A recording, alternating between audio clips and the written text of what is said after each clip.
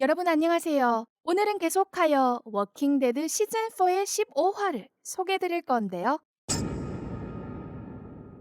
전편에서 매기 일행과 글렌은 각자 모두 기찻길 옆에 표지판을 보고 그곳에서 서로를 만날 수 있길 희망하며 종착역으로 향하고 베스는 누군가에 납치돼 행방불명이 됩니다. 함께였던 베스를 잃고 잠시 새로운 팀에 합류한 데릴. 그 외 여러 가지 일들을 겪으며 미카자매는 죽고 캐롤과 타이리스만 종착역으로 향하는데 15화 시작할게요. 함께 매기를 찾아 나선 글렌과 타라 그리고 아브라함 일행. 기찻길을 따라 앞으로 걸어가는데 갑자기 눈앞에 종착역이라는 표지판이 보이고 위에는 매기의 이름과 함께 종착역에서 만나자는 메모가 적혀 있었죠. 매기가 살아있음을 알고 글렌은 감격스런 마음을 안고 매기를 따라잡으려 발걸음을 재촉합니다. 그 뒤를 쫓아가는 타라. 일전에 가버너를 도와준 것 때문에 미안한 마음이 든 타라는 발에 부상을 입었음에도 글렌에 발맞춰 따라갑니다. 이와 동시에 똑같이 종착역으로 향하는 닉과 칼 그리고 미션. 얼마 지나지 않으면 동료들을 만날 수 있을 것 같은데요.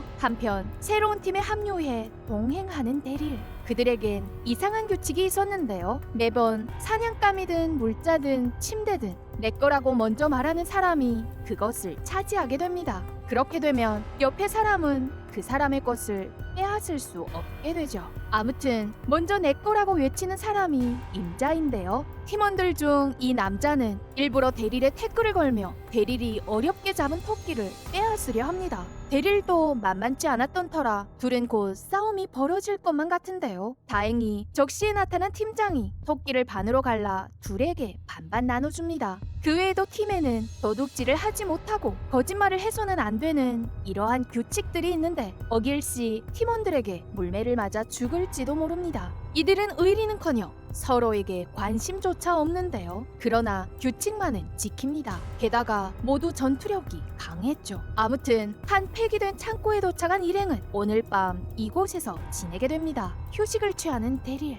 그런데 낮에 태클을 걸던 남자가 또 찾아와 토끼 반마리를 훔쳐갔다며 난리를 칩니다. 정말 쉴 틈을 주지 않는데요. 이번에도 팀장이 나섭니다. 그 결과 데릴 가방 속에서 진짜로 그 남자 몫으로 나눠준 토끼가 나왔죠. 데릴은 도둑질할 비겁한 사람이 아닌데 이 남자가 데릴에게 뒤집어 씌운 게 분명합니다. 데릴은 이대로 이들에게 당하게 될까요? 그러나 팀장은 이내 주먹을 휘둘러 남자의 얼굴을 갈기고는 팀원들더러 이 남자를 짓밟게 합니다. 사실 조금 전에 데릴이 소변을 볼 때 팀장은 그 팀원이 이상한 것을 눈치챘는데요. 이튿날 아침 창고를 나서는 일행. 어제 그 팀원은 죽은 채 길가에 버려져 있습니다. 정말 피도 눈물도 없는 냉정한 팀이네요. 아무튼 이들은 웬일인지 계속하여 발걸음을 재촉합니다. 무슨 급한 일이라도 있는 걸까요? 가던 중 팀장은 데릴에게 일전에 한 집에서 동료들 중 한 명인 루가 누군가에 의해 살해당한 사실을 말해주며 기찻길을 따라가다 보면 루를 살해한 그놈을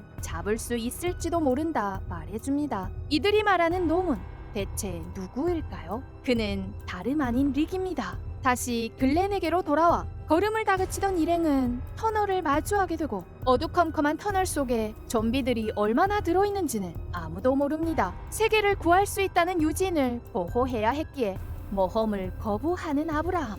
두 팀은 결국 터널 앞에서 각자 제 갈 길을 가기로 합니다. 출발 전 그래도 캔으로 된 음식과 후레쉬를 타라에게 건네주는 아브라함. 강한 외모와는 달리 마음이 따뜻해 보이는 것이 좋은 사람 같아 보이는데요. 아무튼 글렌과 타라는 터널 속으로 들어갑니다. 멀리에서는 어슴풀에 좀비들의 소리가 들려오고 조금 깊숙이 들어가서야 동굴이 무너져 내려 수백만 마리의 좀비들이 그 밑에 깔려있는 것을 발견합니다.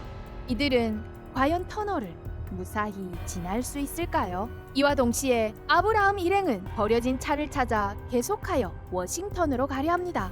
이때 유진이 길을 안내하겠다 나서더니 돌고 돌아 결국 반대 방향으로 일행을 안내하는데요. 터널의 반대쪽에 도착한 일행. 사실 글렌과 타라를 포기할 수 없었던 유진은 일부러 팀원들을 터널 반대쪽 출구로 데려왔던 것입니다. 이 일로 아브라함은 크게 화를 내고 로지타도 난리를 치는데 갑자기 창밖을 내다보던 일행은 동시에 깜짝 놀랍니다. 그들은 대체 무엇을 본 걸까요? 다시 터널로 돌아와 글렌은 돌 밑에 깔린 좀비들을 피해 조심스레 돌 위를 밟고 지나갑니다. 그런데 몇 발자국 가지 못하고 타라는 발이 돌틈에 끼어 움직일 수 없게 됩니다. 좀비들은 점점 더 가까이 다가오고 상황이 정말 좋지 못한데요. 빠른 시간 내에 발을 뺄 수 없음을 잘 아는 타라는 이러다간 둘 다 죽는다며 글렌더러 자신을 버리고 매기를 찾으러 떠나게 합니다. 그러나 글렌은 비겁한 사람이 아니었죠. 다 같이 죽더라도 동료를 포기하지 않습니다.